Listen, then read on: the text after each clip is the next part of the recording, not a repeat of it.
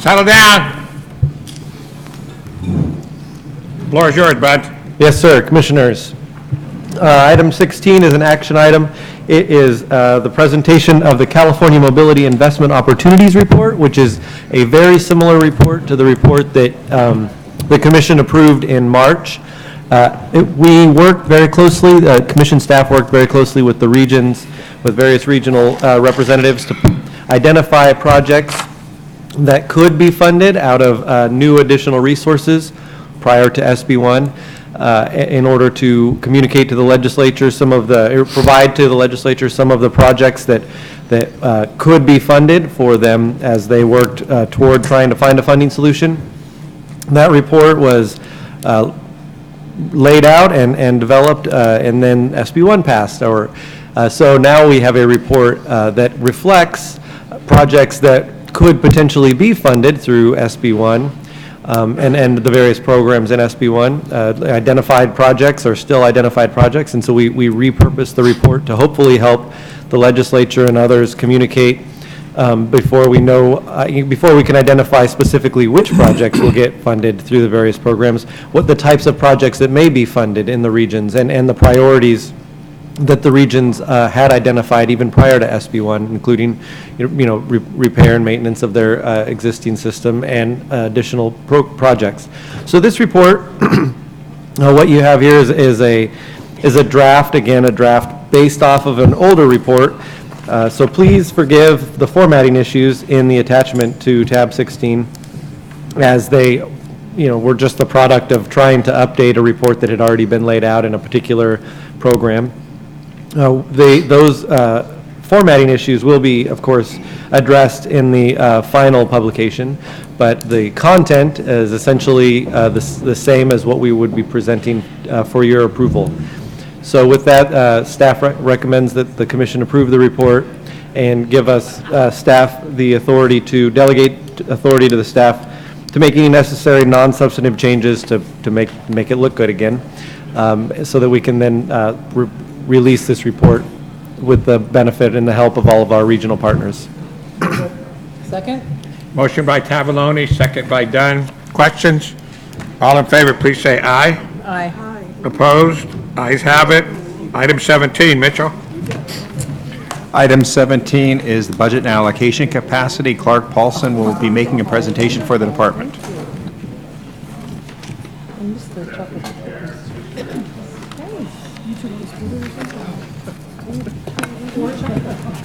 Good afternoon, Chair, Commissioners. This is the routine update regarding budget and allocation capacity. As of the last meeting in March, of all of the categories that are allocated by the Commission, 57% of 16-17 capacity had been allocated. Specifically, as it relates to the SHOP program, 63% had been allocated, and the STIP program, 72% had been allocated. I wanted to give a little bit of a status as it relates to emergency relief projects. Director Doherty talked about this, as well as Mr. Mamano. My discussion focuses really on a subset of the overall emergency relief effort, which has to do with emergency opening and the impact of emergency opening projects on SHOP capacity. So in terms of process, when the storm hits and the road is not passable, our staff immediately reacts, does some of the field maintenance staff sometimes are able to address issues, and if not, they bring on a private contractor to address the opening of the roadway. And this is what the emergency opening effort is all about, is getting the road into a passable, safe condition. And then after that, as has been mentioned, permanent restoration may occur where the road is returned to its full and normal condition. As of earlier this month, there was $552 million in emergency opening work that was using SHOP capacity. So the initial draw of these funds is on state highway account until federal authorization has been received. So we initially draw from shop capacity. We interact with Federal Highways, and on a project-by-project basis, Federal Highways approves the project for future federal funding, at which point, when the federal authorization occurs, the shop capacity is restored, and we queue up, as Mr. Mamano talked about, for later federal reimbursement once federal appropriations occur. So the question may be then, what happens to shop projects while this emergency opening work is consuming shop capacity? There's two fortunate things in that regard. One is that we have cash balance and state highway account to address these costs, so we're not going negative in terms of cash demand.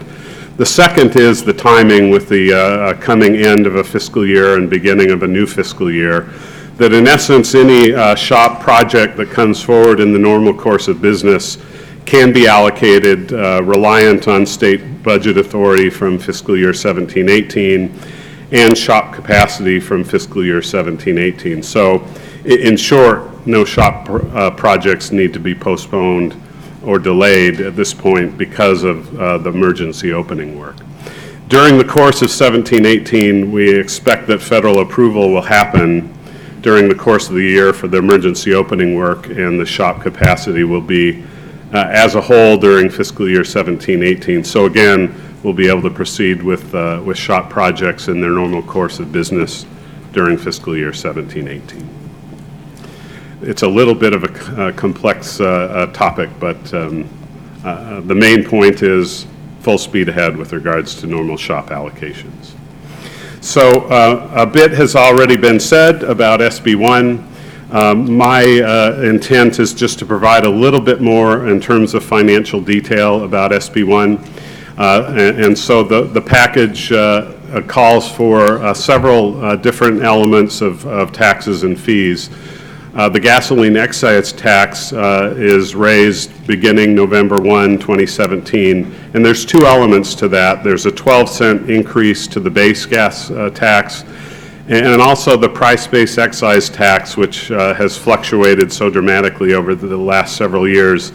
Effective July 1, 2019, will be set at 17.3 cents.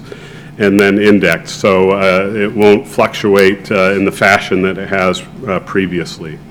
The diesel excise tax will increase by 20 cents in November 2017, and the diesel sales tax will increase by 4% on the same date. There's also a vehicle transportation improvement fee that's based on the value of vehicles and ranges from $25 to $175 per vehicle, which will take effect January 2018.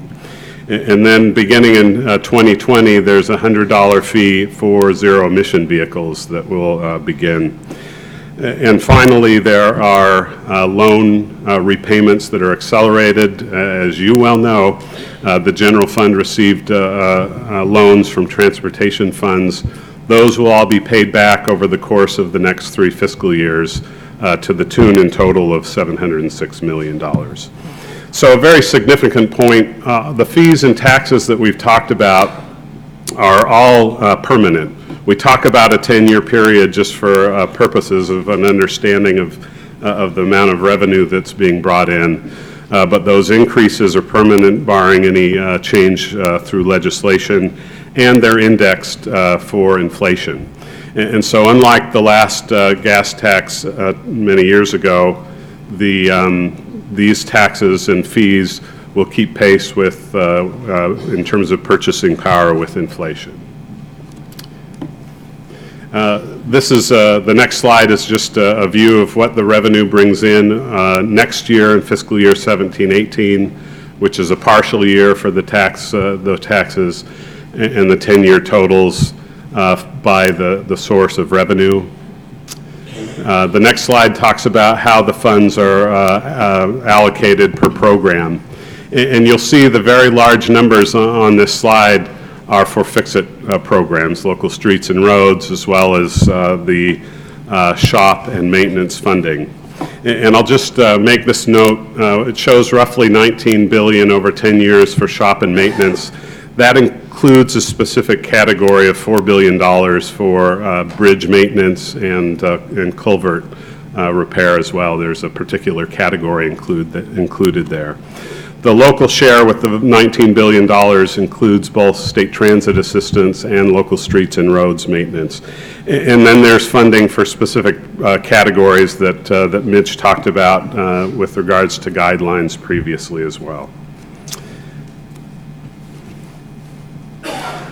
One thing I wanted to point out, you may be looking at STIP next in fiscal year 17-18 and seeing a big goose egg. The STIP increases associated with SB1 will kick in July 1, 2019, when the price-based excise tax becomes fixed and begins being indexed for inflation. That's when there will be increases beyond current funding for the STIP programs. So last week, the governor released his May budget revision. The May budget revision includes funding for SB1 programs. There's $2.8 billion, which is the total amount of the revenue anticipated during fiscal year 17-18 is proposed for appropriation in the budget bill for next year, and that is under consideration currently by the legislature. And that concludes this part of the presentation. Any questions? Thank you. Item 18, Mitchell. Item 18 is an action item. It's the 2018 STIP fund estimate assumptions. Clark will again be making the presentation, and I will follow his presentation with a couple of quick comments. So as Mitch relayed, in the process of the fund estimate adoption, today is the day that we bring forward the assumptions for your approval and comment. So since the time we brought forward draft presentations at the last meeting, there have been several seminal events, of course, SB1 being one. And the revenue that's being brought in by SB1 will be incorporated into the fund estimate assumptions. In addition, the federal appropriations that Mr. Romano talked about have been enacted on the federal level. We have the May revised budgeting exercise currently underway. And so all of those things have occurred since we last met, and those elements are being incorporated into our fund estimate assumptions. Usually the most significant assumption has to do with the revenue brought in from the excise tax, from the price-based excise tax element.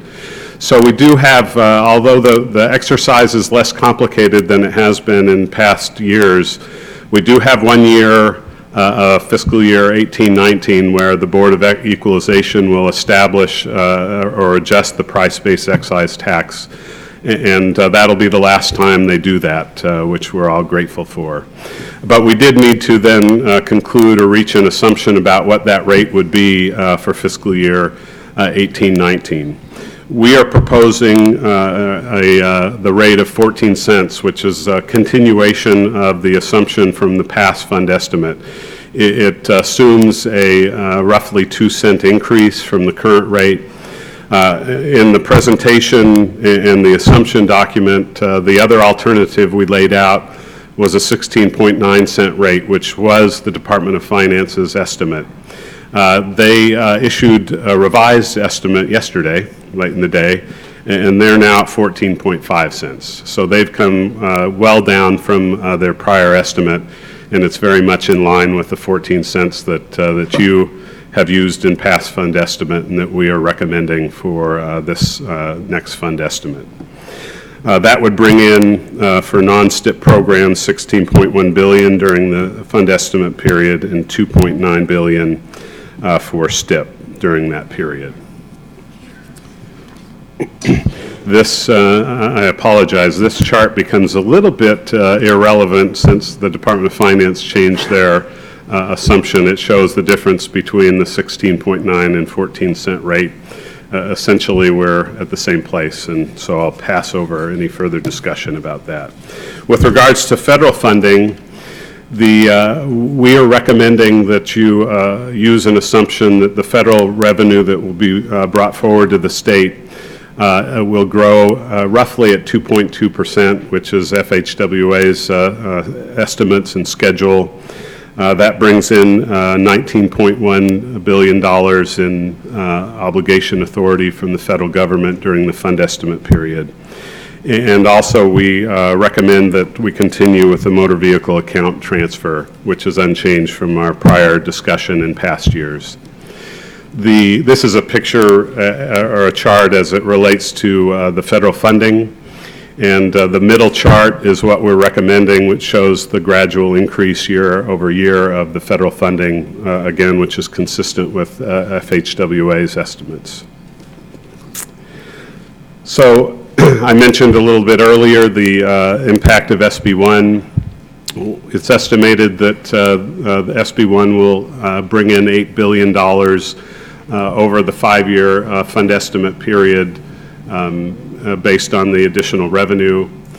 We also are incorporating into our fund estimate assumptions the impact of SB 132, which was an amendment of the current fiscal year appropriations for specific transportation projects. And so we will continue monitoring the legislative process, particularly as it relates to the May revise, and bring forward to Commission staff any additional adjustments that may come up through the legislative process. And then there are a few adjustments to minor assumptions that were included in the past fund estimate. As I mentioned earlier, SB1 will accelerate or increase the amount of loan repayments, so we've incorporated the full amount of loan repayments that will occur during the fund estimate period. We've also reflected the active transportation program funding provided through SB1 and updated estimates of rail and mass transportation expenses from the PTA account. So with that, that concludes the presentation. The schedule calls for the adoption of these assumptions today, and then in subsequent meetings leading up to August is the actual adoption of the fund estimate. Commissioners, staff has asked Caltrans a number of relatively technical questions relative to a few of the assumptions. We're still working through the answers with them. Depending upon the responses, we may suggest some modifications that be included in the draft fund estimate that is brought forward in June. One specific assumption we recommend changing now is for the aeronautics account. It's labeled, I believe, Aeronautics 11, which is the $4 million transfer from the local airport loan account to the aeronautics account. Caltrans' recommendation is to assume a transfer of $4 million from 17-18 through 19-20. Staff recommends assuming a transfer of $4 million annually through the entire fund estimate period, which for aeronautics would be 2021 through 2022. And with that change, staff recommends approval of the assumptions. Fran? I have a question on the estimate that predicts a slight decrease in diesel fuel consumption, because all of our trade numbers look like more and more Growth. and while we've lost some market share, we're still growing, so I didn't know what that was based on. You know, we rely on Department of Finance fuel consumption projections, and so it's a little outside of my personal expertise about how they formulate those assumptions. Commissioner, we'd be happy to work with you on forecasts that you have and take a closer look at what the forecasts that are being included and see how we can bring together perhaps something that is an alternative in the draft fund estimate. So We have a motion. Joe made the motion. Modaffar made the second. Modaffar made the second. Further questions? All in favor, please say aye. Aye. Opposed? Ayes have it. Item 19, Don? Yes, so item 19, so as presented under the SB1 implementation plan, item, the final California Freight Investment Program guidelines are withdrawn. This will allow staff to incorporate the trailer bill language requirements that were published last week, and I'd just be happy to take any questions. So there's no action today since we're withdrawing the item. Okay. Item 20. Commissioners, tab 20 is an action item. In 2014, SB 486 authorized the commission in cooperation with Caltrans to prepare guidelines for the development of the California Transportation Plan, or CTP. The CTP serves as a transportation policy plan designed to meet California's mobility needs and reduce greenhouse gas emissions over the next 20 years. In February 2016, pursuant to SB 486, the Commission initiated the process to develop the first ever CTP guidelines through a transparent public process with stakeholder input and direct consultation with staff from Caltrans, the Air Resources Board, and other state agencies. In conjunction with the update of the Regional Transportation Plan guidelines, a kickoff meeting was initiated to initiate the CTP guidelines. Effort was held on June 30th, 2016 in Sacramento. Approximately 250 people attended the meeting in person or via webcast. The kickoff meeting included a robust dialogue among state agencies, federal agencies, tribal governments, regional and local agencies, as well as organizations representing environmental, social equity, land use, business perspectives, and interested stakeholders. Building upon the kickoff meeting, the CTP Guidelines Work Group was formed to convene subject matter experts and address various policy areas in the guidelines. Work group members represented a variety of government agencies and organizations and stakeholders with interests and expertise in areas including, but not limited to, transportation, environmental protection, climate change, freight, public health, housing, social equity, and public safety. Between July 2016 and April 2017, stakeholder work group meetings were held in Sacramento, Los Angeles, and Fresno. Work group meetings were held via teleconference and WebEx where possible to encourage remote participation. Work group members were expected to represent their constituencies' perspectives and report back to their respective organizations and agencies on the guidelines development process. Absent general consensus or agreement on statutory provisions, the proposed 2017 CTP guidelines reflect direct statutory language. In addition to the work group process, 3 public drafts were circulated for review and comment. Approximately 100 written comments were received, logged, and incorporated as feasible. Commission and Caltrans staff also met with stakeholders as needed to discuss the comments that were submitted. The 2017 CTP guidelines, as proposed, directly reflect stakeholder input and seek to promote a cohesive statewide policy framework and adherence to statutory requirements, as well as to inform multimodal transportation investment decisions and identify future study areas for analysis as needed. Staff recommends the Commission adopt the 2017 CTP guidelines. Move approval. Second. Okay, well, we have a speaker first. Doug Ito.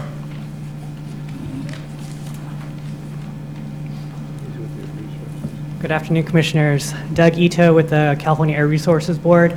I just wanted to, again, thank the Commission staff for the way that they went about developing these guidelines. They really took to heart the legislative direction and incorporated many of the comments that we had discussed with them, as well as other stakeholders around the state. There's one thing that I wanted to highlight here. In Garth's introduction, he ran through kind of the objectives of the CTP as being the state's integrated transportation plan, and we fully agree. One of the things that, as we celebrate SB1 and the implementation of the funding programs that are coming out of that, that implementation is happening in concurrent development as the next California Transportation Plan.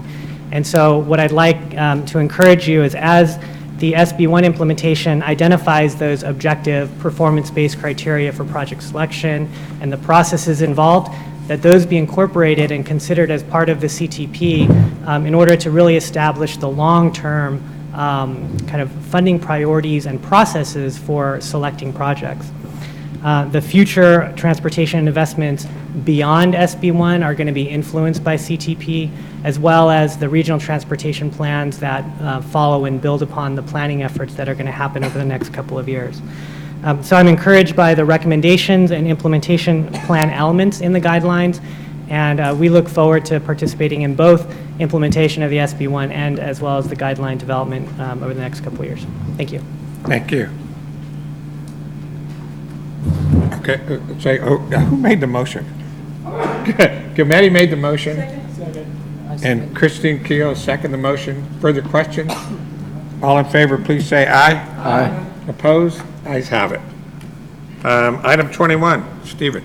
Yes, Commissioners. The next two items, 20 and 22, 21 and 22, are draft guidelines. The Commission's delivery team is hitting the streets with actual draft guidelines for review by Caltrans and by interested stakeholders.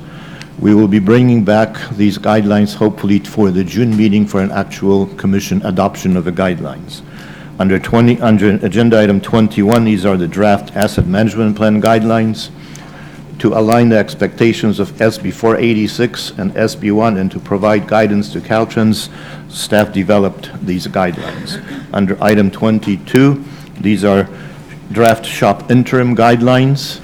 Commission staff also to align SB 482 and SB 1 has developed these guidelines.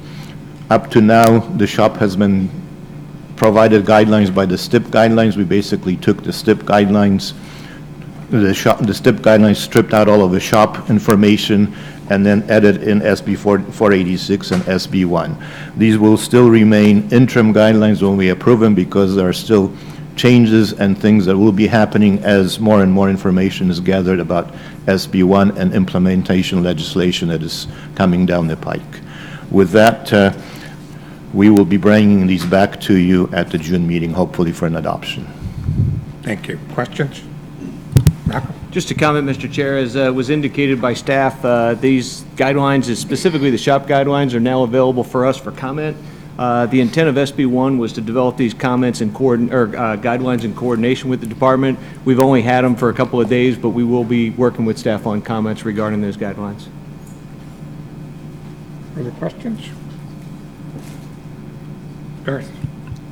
Sure, Commissioners. Tab 23 is also an action item.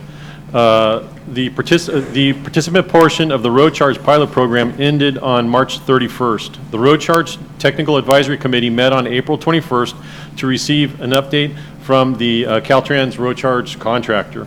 At this meeting, the road charge TAC was also provided a wealth of project data. This Friday, May 19th, the TAC will meet to discuss policy issues that we now have 9 months worth of pilot data, pilot project data. There will be a presentation for the Commission at our June meeting. There's a vacancy on the Road Charge Technical Advisory Committee. Staff has also requested candidates from regional agencies and discussed those with Chairman Alvarado, TAC Chair Madaffer, and Secretary Kelly. Staff recommends the appointment of Arcata Mayor Susan Ornelas. Her biography is attached to your book item. The second action item that we have is to approve a transmittal letter to be sent from the Commission to the U.S. Secretary, DOT Secretary Elaine Chao in support of Caltrans' application in the second round of FAST Act grant funds to demonstrate gas tax alternatives for education and outreach regarding road charge funding. The FAST Act requires a state match. Staff recommends your approval of this letter. Okay, this would be on the second action item or the first action item? Both? Okay, then both action items in one time. Motion was by Cavalloni. Second was Madaffer. Further questions? All those in favor, please say aye. Aye. Opposed? Ayes have it. I'm going to start paying attention. Okay, Stephen, consent information calendar. Mr. Chairman, can we just take a second on that last item? Chairman Madaffer, you did such a great job leading that. Anything that you would add to that we should know? Well, just so the Commission knows, the Road Charge Technical Advisory Committee continues to meet. We have a meeting, in fact, at Caltrans headquarters here in San Diego on Friday. We're going to be discussing policy issues that we will be bringing forward to the Commission for consideration as we move forward on our report to the legislature. We're working in partnership with Secretary Kelly and his team in the CalSTAB report that was called for in Senate Bill 1077 as well. And I just am happy to say, while the gas tax was recently raised by SB1 Everybody needs to recognize the fact that that is not a long-term solution. The gas tax will continue to drop as a reliable funding source. We need to have an alternative, and this is definitely moving us in the right direction. Thank you. Stephen? Yes, Commissioners. The next 6 agenda items, 24 through 29, are information items deemed by staff not to raise any issues. I would just note that under agenda item 24 is a Caltrans report on emergency restoration projects. Since there's lots of action on the agenda as far as emergency projects go, under that one, Caltrans is reporting that 126 emergency projects for $325 million were allocated. Other actions on emergencies will be happening under agenda item 53, 54, and 55. This takes us now to the consent calendar. The consent calendar is next 16 agenda items, 30 through 45. The following changes need to be noted. Item 36 is being withdrawn from the consent calendar to be taken up under right after agenda item 58. These are relinquishment resolution, and item 58 deals with one of the relinquishments. Also under item 37, the resolutions of necessity, resolution number C21532 and C21535 is pulled from the agenda. And under agenda item 38, director's deed number 7 is revised and on the yellow handout. With these changes, staff recommends that you approve the consent calendar. So moved. Second. Gilmetti with the motion, Kehoe with the second. Questions? All in favor, please say aye. Aye. Opposed? Ayes have it. Item 46, Stephen. Yes, Commissioners. Item 46 is the Highway 17 Laurel Curve Wildlife Habitat Conservancy Project.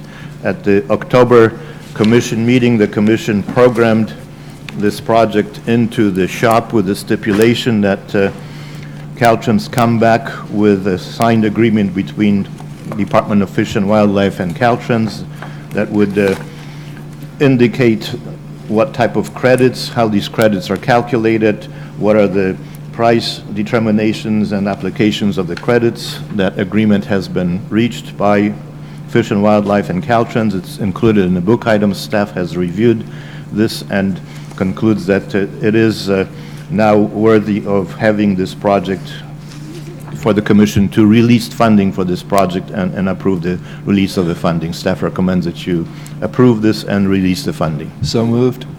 Second. Motion by Carl, second by Yvonne. Further questions?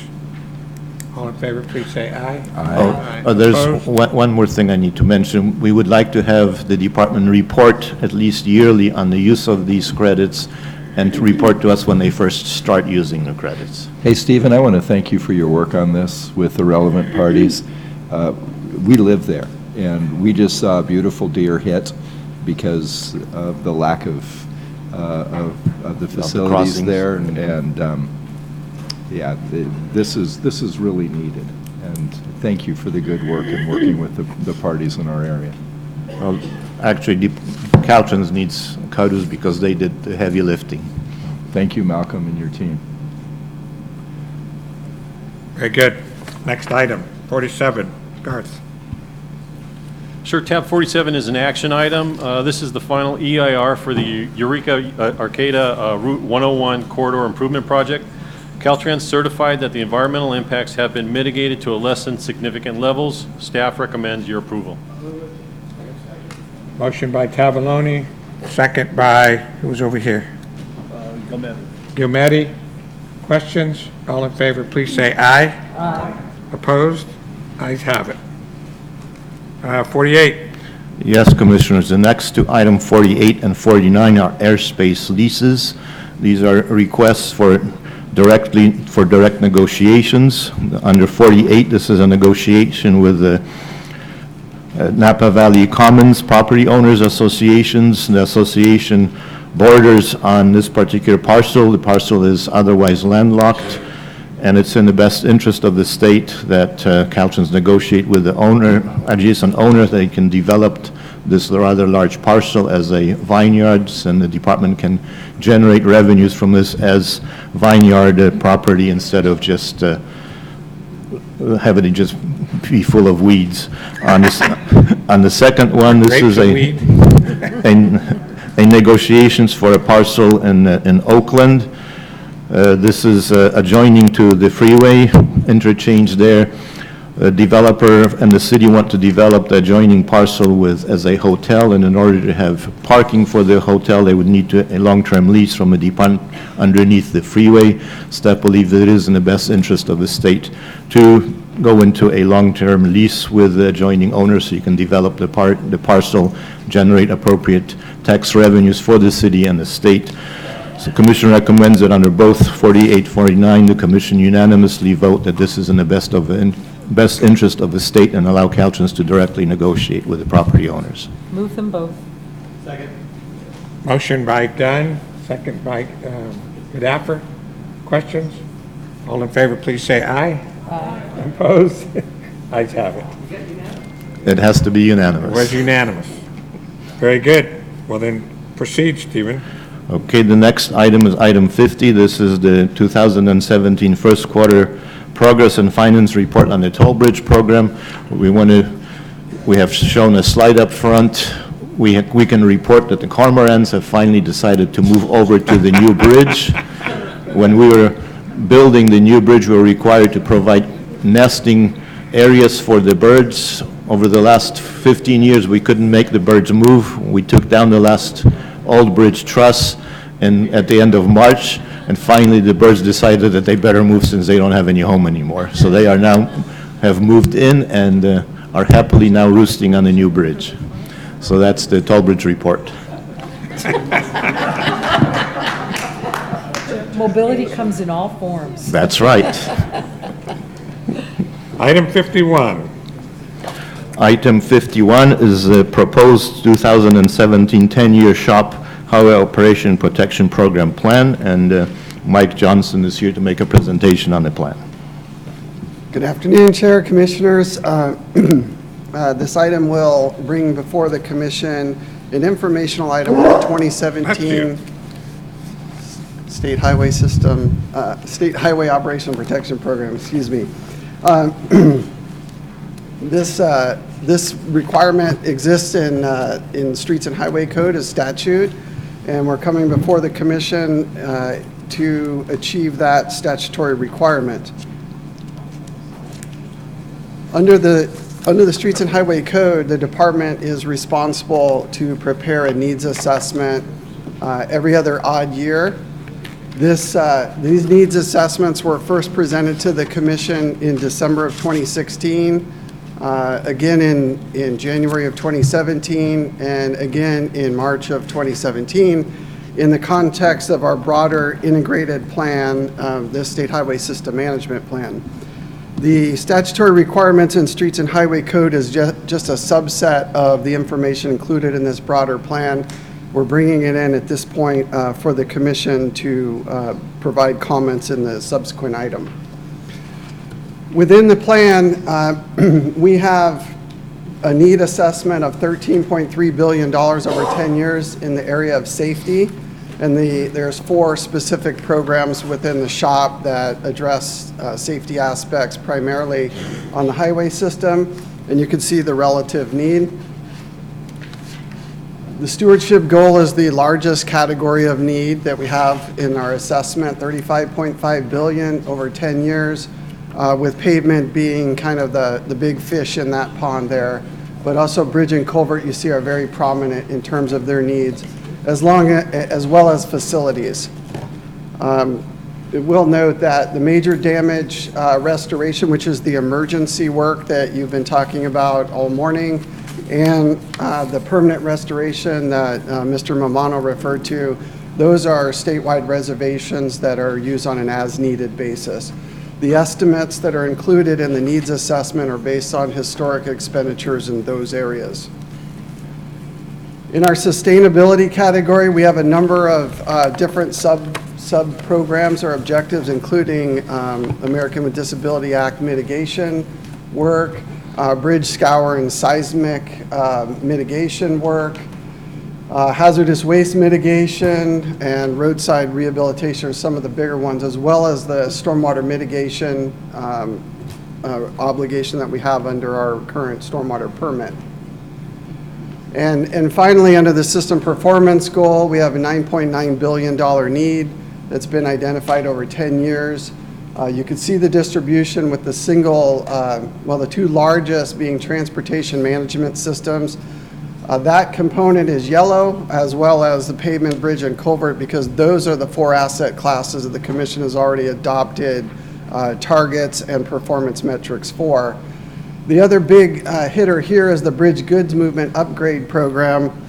These are needs that are generally improvement oriented to facilitate freight movement throughout California.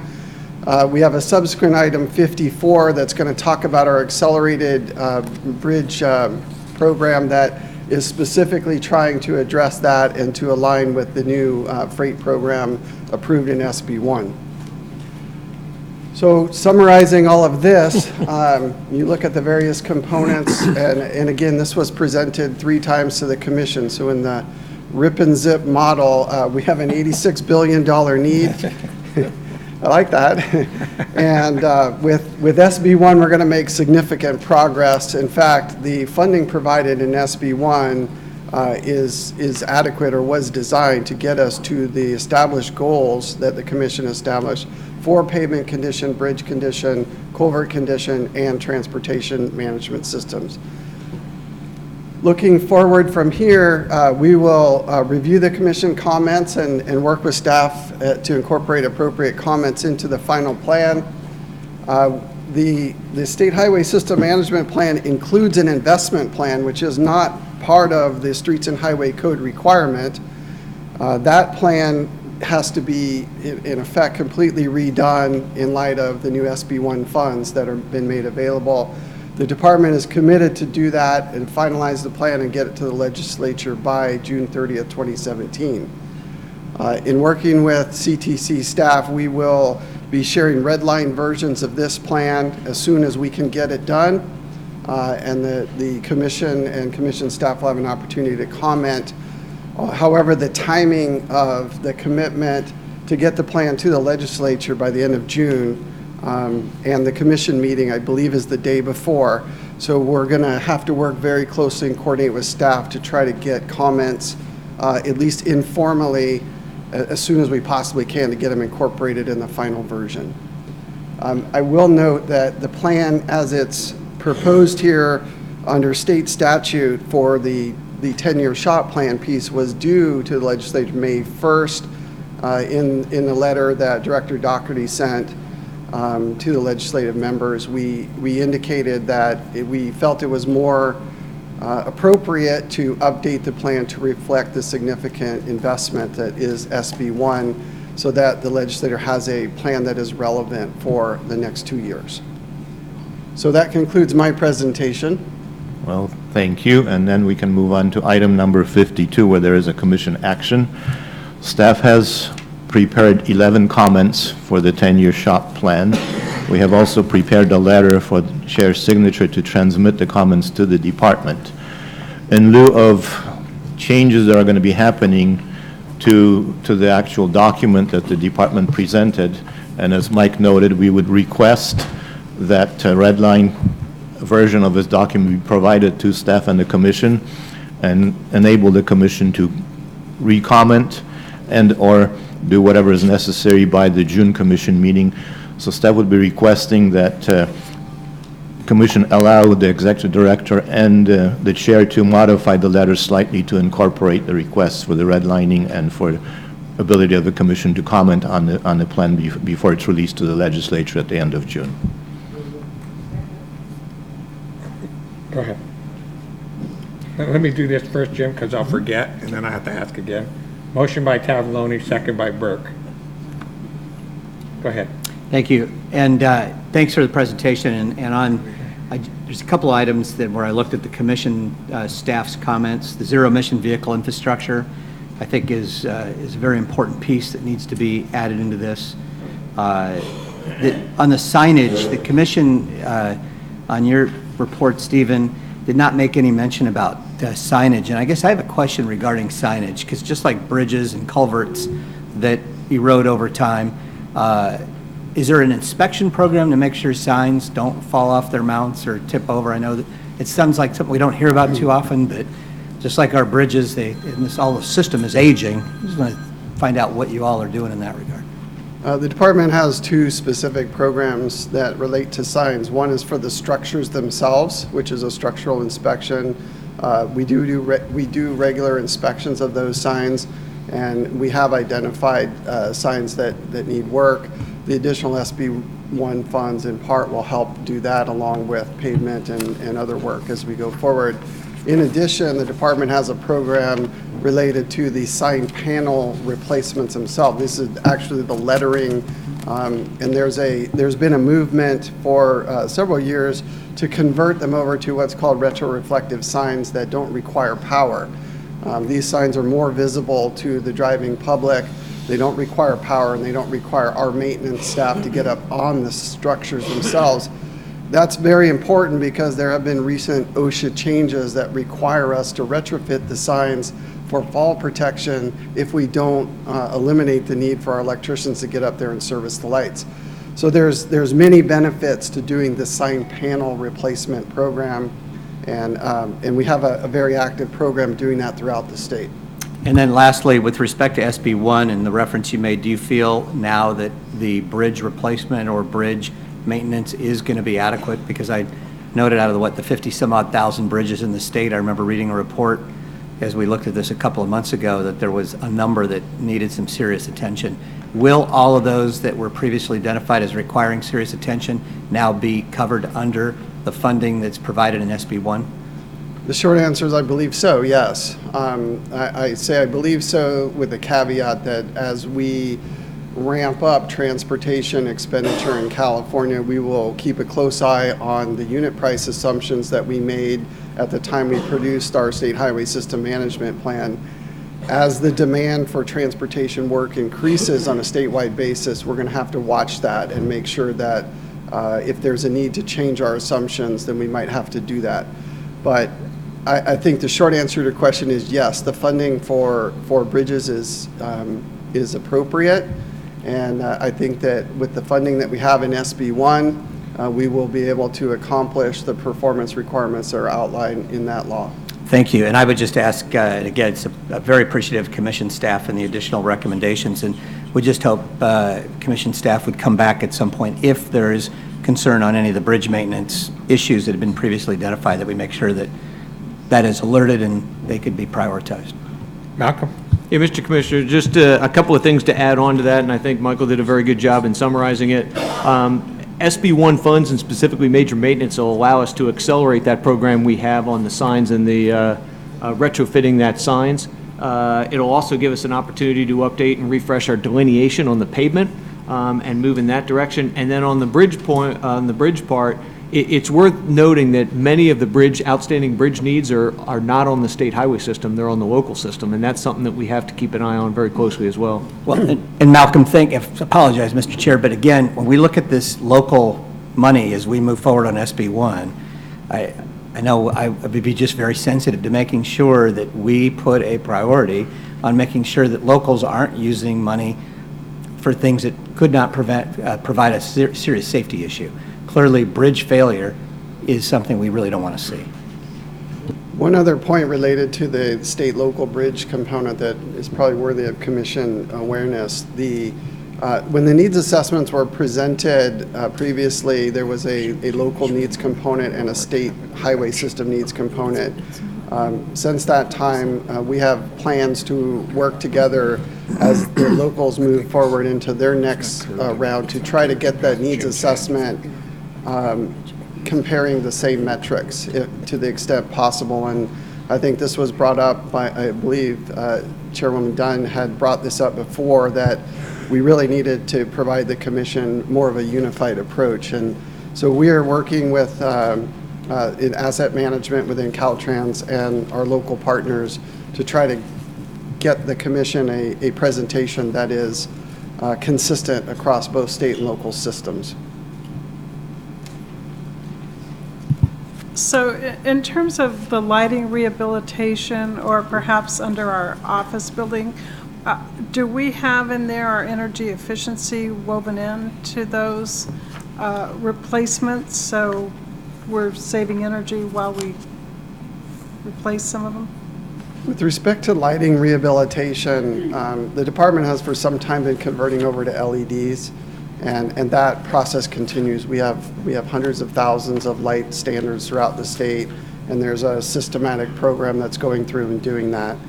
As far as the facilities, as this commission is probably well aware, the shop has not devoted a significant amount of funding to office buildings in particular in the recent past, nor have we devoted a significant amount to maintenance facilities statewide.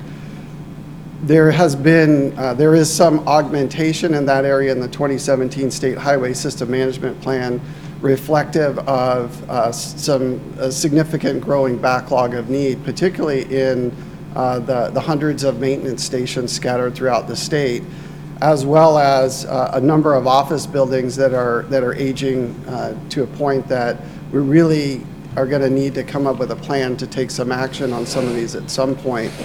Up until this time, the department has been prioritizing the highway system over the facilities. And there'll be a point where we're going to have to look at maybe a strategy that's a little more sustainable going forward.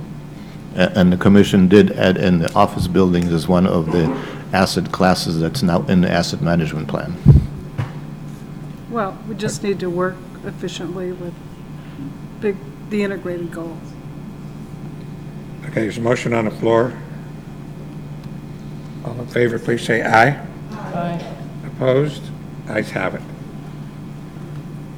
Okay, item 53, and we're back to whip and zip.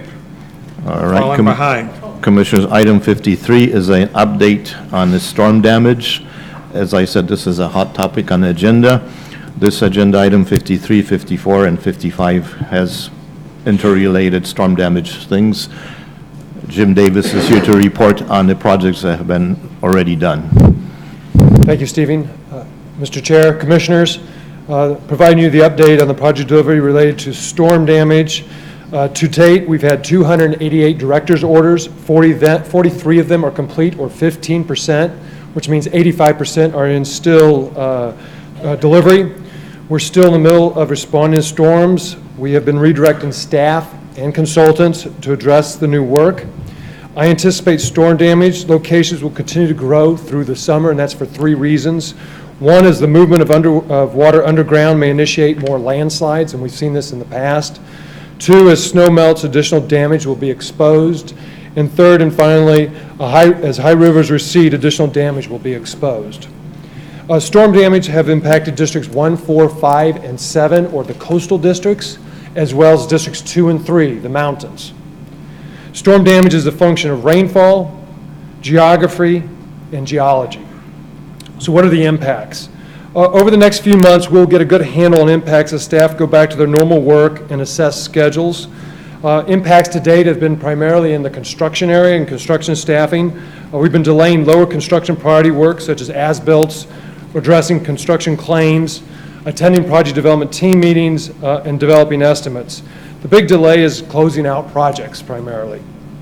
Construction also in the winter usually goes to design. That has not been occurring this year, and so we anticipate construction or design delays concurrently, as well as geotechnical and engineering staff responding to these emergencies.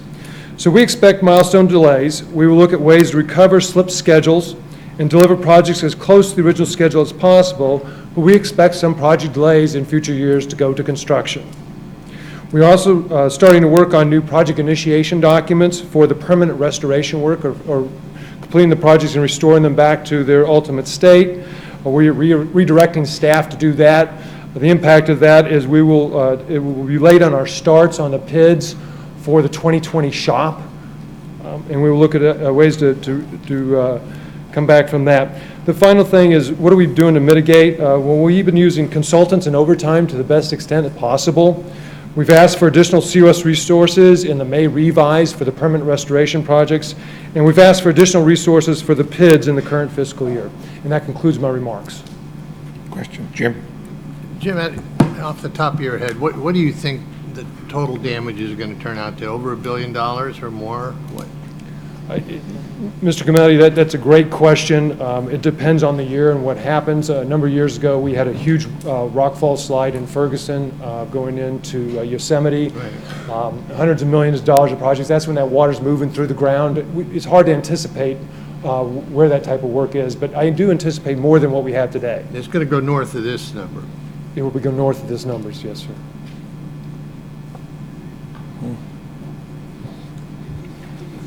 Thank you. This takes us to the next agenda item, item 54. This is a request to augment the major damage restoration reservation. At the prior commission meeting, the commission raised the reservation from $155 million to $655 million.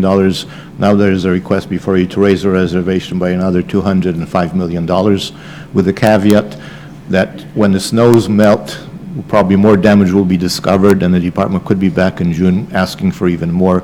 So we're getting closer and closer to that $1 billion mark. Also, as part of this item, commission staff has prepared a letter for the commission to send to the congressional delegation requesting that more federal emergency relief money be made available to California. The letter is ready for the chair's signatures. So under this, if you could take two actions, direct us to issue the letter and approve the $205 million augmentation to the reservation. So moved. Motion by Gilmetti, second by Dunn. Questions? All in favor, please say aye. Aye. Opposed? Ayes have it.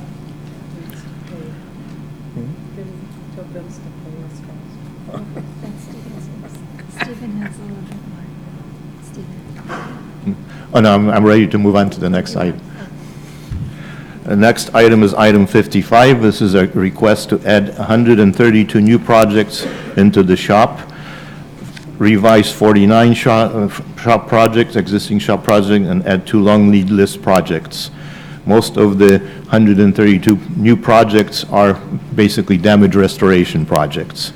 And I also note that under the long lead projects, there's a Long Chance grade project that's being amended in to start geotechnical work on realignment of that route. Commission has received quite a few letters on that project. Staff recommends that you approve the shop amendment. Motion by Tavaloni, second by Modafer. Questions? All in favor, please say aye. Aye. Opposed? Ayes have it. Next agenda item is 55. This is also a shop amendment. This amendment would add 7 projects and about 24 bridges into the program where the department will start developing these bridges. These bridges are either under either the clearances under the design standards right now, or the weight limits are too low for the current standards. And this is in order to do freight movements much better. Right now, lots of the freight has to move way around and do big detours. These projects are on I-5 and I-80. Staff recommends that you approve the shop amendment. We've got to jump on that. Second. Motion is going to be by Inman, Second. second by Carl. Questions? All in favor, please say aye. Aye. Opposed? Ayes have it. Commissioners, that takes us to the next 2 agenda items, 57 and 58. These are projects that are requesting an allocation. An allocation exceeds the program amount by more than 20%. Whenever a project is allocated within 20% of what's programmed, it goes on the agenda and gets allocated. When it exceeds 20% of programming, when it exceeds 20% of programming, the commission gets to re-examine the project and see if it is worthy of an allocation to proceed further. Under agenda item 57, this is a bridge repainting or painting project on Route 12. This project was originally scoped by, and this is a drawbridge, by having a drawbridge in the up position. When it went through the environmental review, The community objected, saying it's too long for the drawbridge to be in opposition. People can't move back and forth across the river. So the project scope was changed to now lower and raise the bridge twice a day. So that required a change in the programming. There was an amendment back in May of 2016 where additional money, capital dollars were provided. This changed the working days of the project from roughly 400 working days to 700 working days. Yes. When the PS&E was almost done, the department consulted with painting contractors who told the department that 700 days was not enough working days to accomplish the job that needed to be done. So the working days are now being raised to 1,000 from 700, which drives the cost of the inspectors that have to be on the job by about $1 million. Originally, when the project was also in the concept stages, it was assumed that no work would be done during bird nesting season. When the project was amended in May of 2016, an update was not made that biologists now have to be in there to take care of the nesting birds because we will be working during the nesting season. And now when the working days are being raised from 700 to 1,000, again, the biologists need to be out there. So this new estimate is reflecting all of the cost of the biologists from when the project went from 400 days to 1,000 days. And that cost is about $500,000. Having said all of that, the department is here ready to answer any questions, but commission staff would recommend that you approve this greater than 120 allocation.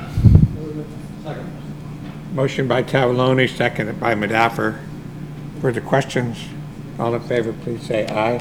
Aye. Opposed? Ayes have it. Hope they weren't cormorants. No, the cormorants have gone you home already. Now it takes us to agenda item 58. This is a request to provide $4.5 million for a relinquishment. When this project started out, originally it was just a 88 compliance update of Route 19 in LA County. In the meantime, the department has finished negotiations with the city of Bellflower to actually relinquish the project to the city. The city requests the department and the city negotiated a price tag of $4.5 million to relinquish this route. Staff recommends that you approve this at the $4.5 million. Motion by Yvonne, second by Fran. Further questions? All in favor, please say aye. Aye. Opposed? Ayes have it. And now we'll take up item 36 that we moved off of the consent calendar. This is the actual relinquishments. Staff recommends that you approve the relinquishments. Motion by Tavaloni, second by Madaffer. Further questions? All in favor, please say aye. Aye. Opposed? Ayes have it. And this takes us to the next two agenda items, 59 and 60. These are supplemental allocations. Under 59, the department is requesting an additional $1.8 million in construction support to finish a project in Santa Barbara County. The capital cost of the project is actually being financed by Santa Barbara County out of their Measure project. Santa Barbara County is also contributing towards the cost increase on the support side. And what happened here was during the rains that happened over these winters, some of the work was delayed and other work that was already done got damaged and has to be reworked, plus also about 1.5 miles of poor soil was found in the area underneath the pavements and had to be removed to a depth of about 1 foot. So staff recommends that you approve this $1.8 million supplemental allocation. So moved. Motion by Art, second by Kehoe. Questions? All in favor, please say aye. Aye. Opposed? Ayes have it. The next agenda item 60 is also a supplemental. This is a request for $263,000 to finish construction of a bridge redeck project. This bridge was constructed by others back in the 60s. The department took over this bridge, and the as-built drawings show that the deck thickness was 7 inches. In reality, the deck is 9 inches thick. It means more material has to be removed, and mostly handwork because the material can't drop into the canal water. Staff recommends that you approve this $263,000 supplemental allocation. Motion by Tavaloni, second by Madaffer. Questions? All in favor, please say aye. Aye. Opposed? Ayes have it. The next item is 61. This is a minor project allocation. Minor projects that aren't in the program have to be brought to commission for allocation. Staff recommends that you approve this allocation. So moved. Second. Who motioned first? Gilmetti made the motion. Art seconded. Questions? All in favor, please say aye. Aye. Opposed? Ayes have it. Agenda items 62 and 63 are shop allocations. Staff recommends that you allocate these projects. Second. Motion by Tavaloni, second by Dunn. Questions? All in favor, please say aye. Aye. Opposed? Ayes have it. The next two agenda items 64 and 65 deal with the Port of Long Beach Middle Harbor project. 64 is an amendment to the project. This project originally was amended into the program, and at that time there was a cost estimate for the project. In the meantime, the cost estimates have been finalized. There's an additional $2 million that needs to be added to this project. Staff recommends that the commission amend the project. For which item? We have a Second. Motion by Tavaloni, second by Dunn. right. Motion by Tavaloni, second by Dunn, but do we have speakers? I don't have a card, so I didn't. Come on up, you can fill the card up when you're done.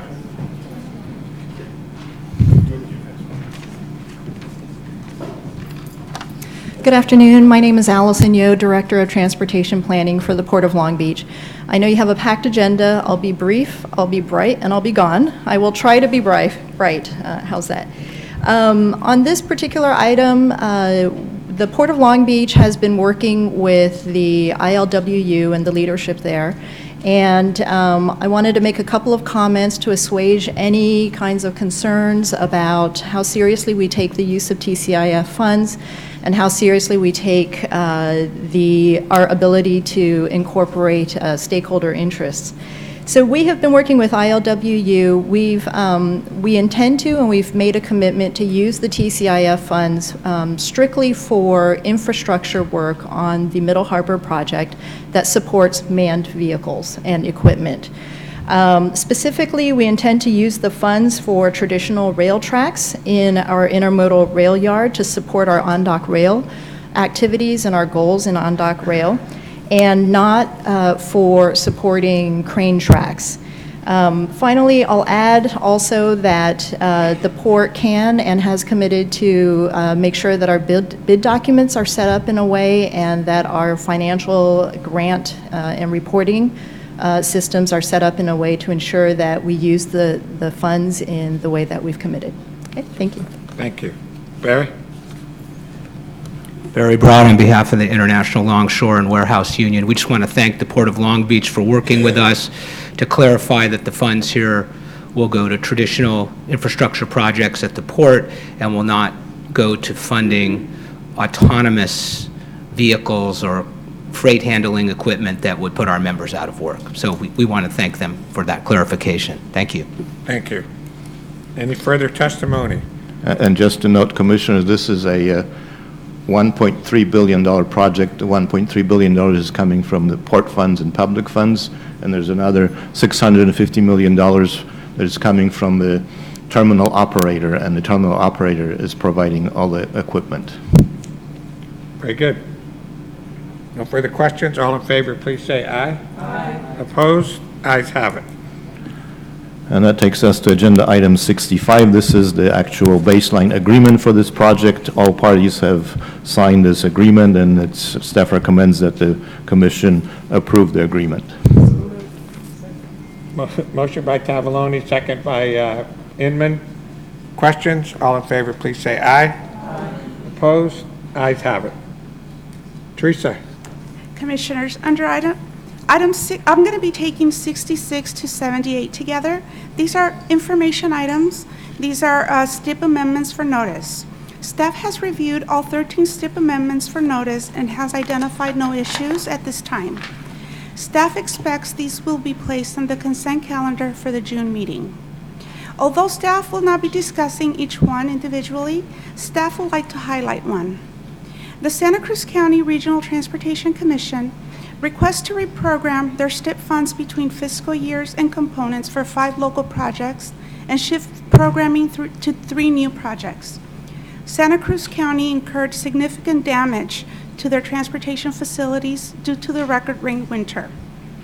The agency had to get creative with their funding and come up with a solution in order to address their immediate needs. This change allows them to maximize their resources and free up their region's more flexible funds. We met with them early on, and we are very supportive of the strategy that they came up with. Again, this is for notice, and this will be returning in June for action. So, 79? Okay. Tab 79, this is an action item. This is a financial allocation for a locally administered STIP project on the state highway system for $550,000 in Riverside County. This request is consistent with the adopted program and STIP guidelines. Staff recommends your approval. Motion by Tavaloni, second by Yvonne. Questions? All in favor, please say aye. Aye. Opposed? Ayes have it. Tab 80 is an action item. This is the financial allocation for 3 locally administered STIP projects off the state highway system for $854,000. This request is consistent with STIP guidelines and adopted program. Staff recommends your approval. Motion by Art, second by Tavaloni. Further questions? All in favor, please say aye. Aye. Opposed? Ayes have it. You just pick the loudest voice. Tab 81, this is a financial allocation advancement request for a state-administered STIP project in the state highway system for $1,506,000 in Kings County. Staff has reviewed this advancement request and found it consistent with the Commission's advancement policy and STIP guidelines. Staff recommends your approval. Second. Motion by Tavaloni, second by Dunn. Further questions? It's $1.5 million for planting plants? Planting plants. Big plants. All those in favor, please say aye. Aye. Opposed? Ayes have it. Tab 82 is also an action item. This is a financial allocation advancement request for 2 locally administered STIP projects off the state highway system in Yolo County and the other in Santa Cruz County. Staff has reviewed the request and found it consistent with STIP guidelines and adopted program. Staff recommends your approval. Motion by Tavaloni, second by Burke. Questions? All in favor, please say aye. Aye. Opposed? Ayes have it. Item 83 is a financial allocation request for a locally administered STIP transit project in Mendocino County. The agency is ready to proceed, and staff has reviewed the request and found it consistent with STIP guidelines and adopted program. Staff recommends your approval. So moved. I'm having a hard time distinguishing people here, so they're raising their hands. Motion by Commissioner Inman, second by Commissioner Tavaloni. No questions? All in favor, please say aye. Aye. Opposed? Ayes have it. Item 84 is an action item. This is the annual allocation request for the waterborne ferry program in San Francisco Bay Area. The request of $3,276,000 is included in the 2017 proposed Budget Act. This allocation request is contingent upon the passage of the 2017 Budget Act. Move it. Staff Oh, sorry, I thought that was a period, it was a comma. You keep going. Staff recommends approval. Second. Thank you. Really now, he jumped right in there. I know. Okay, motion by Carl, second by Madaffer. Further questions? All in favor, please say aye. Aye. Opposed? Ayes have it.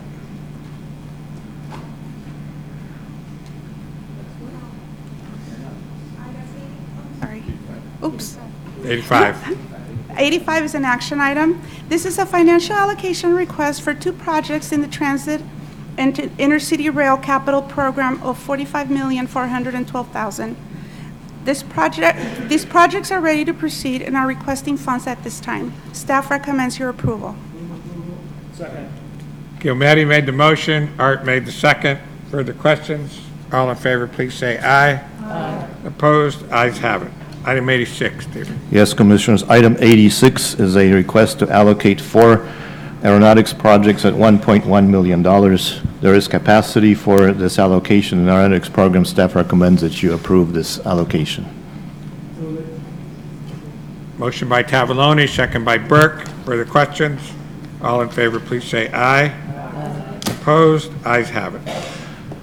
Takes us to item 87. 87 is a request to add $62,000 to a aeronautics project in Lake Tahoe, at the Lake Tahoe Airport. There was a change in administrators at the airport. The project was slightly underestimated. They needed an additional $62,000 to award this project. Staff recommends that you approve this allocation. So moved.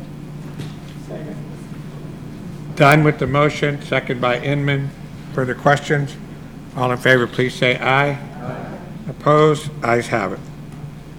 Item 88, Teresa. Item 88 is an action item. This is a program amendment for the Eureka Non-Freeway Alternative Program. This request is to program the $565,000 in savings generated from the Waterfront Trail Phase A project that was deallocated earlier in the agenda. They are requesting to program these funds to the Eureka Waterfront Trail Phase B and C project. Staff recommends your approval. Well, I'm going to give this one to Madaffer. Or was that Joe? That was Jim. Okay, Madaffer gets the motion and Gilmetti gets the second. And there are no further questions. All those in favor, please say aye. Aye. Opposed? Ayes have it. Jim's voice is not making it through Joe's head. Is my problem.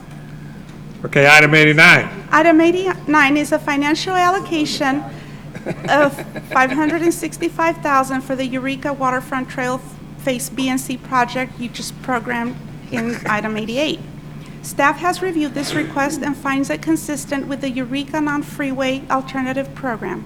Staff recommends your approval. Well, Gilmetti beat you.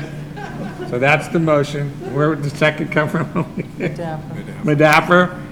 Further questions? All in favor, please say aye. Aye. Opposed? Ayes have it. Item 90 down. Yes, so, There she is. yes. So tab 90 is an action item recommending a policy to close out the traffic congestion relief program as directed by SB 1. The policy provides the regions an opportunity to allocate identified savings no later than the June 2017 commission meeting and recommends a timely use of funds element to ensure the program is coming to a close. Since releasing the policy, a couple of scenarios have come up regarding TCRP projects, which also have federal earmarks that cannot be moved to other projects. Staff is looking at these projects on a case-by-case basis to determine how best to maximize the use of the federal funds, the TCRP savings, and staying within the intent of the proposed policy. So I'd be happy to take any questions. Otherwise, staff recommends approval. So how does that work then? If you've got projects that have some federal funding, how does that work with this particular motion? So the scenarios that we have heard so far is where the TCRP project within the legislative description has been segmented. And so allowing the use of the federal funds on any segment of that project along with the savings would be within the intent of the policy. So where would the TCRP money come from? Would there be any TCRP money? Any of the savings that the region has identified. Okay. Happy? Yeah. You want to make the motion? I'll make the motion then. Second. Motion by Art, second by Lucy. Another question? Well, no, I Can't make a just- third now. No. I was just trying to understand. So we make a motion, but you're still going to have wiggle room within that motion to accomplish the challenges that have been brought forward? Is that correct? No, so we want to be able to there's no wiggle room, so we're just want to make sure that when we see the projects come in that have the federal earmarks, that the federal earmarks can be used within that legislative description of the TCR project, along with because the earmark is just for that same project. So if there's a segment that would be a future segment, then they could move the federal funds to that future segment, and we could put TCRP on the current segment. Okay, well, we don't want to lose any federal money. Right, so we're not right. All those in favor, please say aye. Aye. Opposed? Ayes have it. So moving on to tab number 91, this is an action item. The request is to amend the Bay Area Transit Connectivity Project in Alameda County and has been reviewed and found consistent with the program guidelines. This amendment will allow for the completion of the project-specific environmental impact report, and staff recommends your approval. Gilmetti first made the motion, Badaffer the second. Further questions? All in favor, please say aye. Aye. Opposed? Ayes have it. So tabs 92 through 94 are all TCRP allocation requests for locally administered projects in various counties. The first one is in Fresno County, the second one is in Alameda County, and the third one is in Kings County. Staff has reviewed these allocations requests and found them consistent with the policy. Therefore, we recommend approval. Second. Motion by Tavaloni, second by Dunn. Questions? All in favor, please say aye. Aye. Opposed? Ayes have it. And that was for tabs 92 through 94. Correct. Am I on still on? You want to move on to 95? Okay. Excuse me. Tab 95 is an action item to adopt the MPO component of the 2017 Active Transportation Program for the San Joaquin Council of Governments. The Commission adopted the 2017 statewide and small urban and rural components of the ATP at the December 2016 meeting, and 8 other MPO programs were adopted at the March 2017 Commission meeting. San Joaquin Council of Governments needed more time to work out the full funding plan for some of their projects, which they will be able to do and are ready to bring forward their program. Commission staff reviewed SJCOG's program submittal for consistency with the ATP program guidelines and to ensure that the project recommendations were selected through a competitive process. The staff recommendation includes 6 projects requesting ATP funds totaling $2,105,000. All of the projects benefit disadvantaged communities. Staff recommendation is the same as what San Joaquin COG has requested. Caltrans will continue to work with the successful applicants to resolve project component eligibility issues and deliverability issues and report back to the Commission with any programming modification recommendations. After adoption this afternoon, there may be need for more technical changes and corrections. As we've done with other programs, the proposed project resolution includes a clause that would authorize staff in consultation with Caltrans and local agency representatives to make further technical changes. All substantial changes will be brought back to the Commission for approval. Staff recommends your adoption of the MPO component of the 2017 Active Transportation Program for the San Joaquin Council of Governments. Move approval. Arp with the motion, Tavaloni with the second. Further questions? All those in favor, please say aye. Aye. Opposed? Ayes have it. Okay, moving on to tab 96 is also an action item requesting a total of $34,973,000 for 38 ATP projects. There is one change to this item for project number 7. The allocation amount should be $5,637,000. Staff has reviewed these requests. They are consistent with ATP guidelines and the adopted program, and therefore staff recommends your approval as identified in the change list. Second. Motion by Burke, second by Dunn. Questions? All in favor, please say aye. Aye. Opposed? Ayes have it. Okay.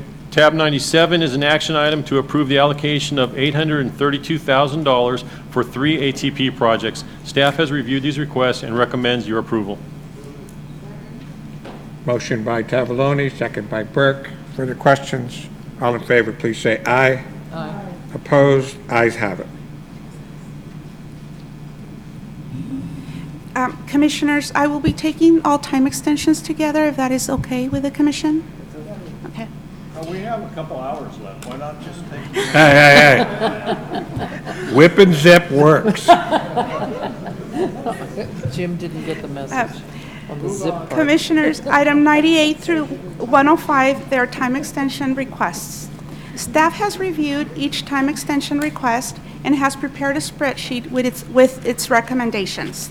The spreadsheet is in yellow in your packet. It should be noted that that item 99 has been withdrawn. Staff recommends the time extensions as presented on the spreadsheet. With that, staff recommends your approval. Motion by Tavaloni, second by Yvonne. Questions? All in favor, please say aye. Aye. Opposed? Ayes have it. And there you go. Thank you, everybody. Public comment. Oh, public comments? Anybody want to say anything? Here we go. We are adjourned until Next month. next time.